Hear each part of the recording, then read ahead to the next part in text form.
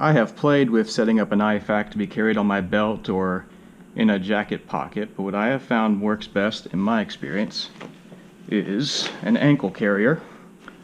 I found it's comfortable, conceals well, and I have found that wearing it through the day I get to where I don't even feel the thing. Now, what do I have in my IFAK? A tourniquet, of course. I go with a SWAT TQ. A CAT is also a reliable option. I carry a SWAT bandage. It can be used for pediatrics, for pets, and can be used to improvise a pressure dressing. And I keep on hand a dedicated pressure dressing and a vented chest seal. Between these tools, I have what I need to address either extremity injuries or sucking chest wounds.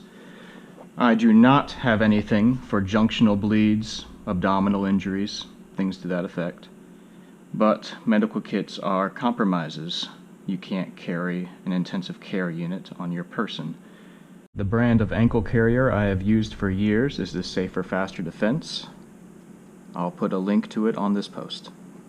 So that's how I have my personal IFAK set up. An IFAK being distinct from a boo-boo kit or a dedicated medical bag you might keep in a vehicle or in a dedicated book bag. The background I come from sharing this is I'm formerly a paramedic. I am certified in TCCC. There are more things I could keep in something like this. I could keep an 18 gauge decompression needle. It just isn't in my personal practice to do so at this point.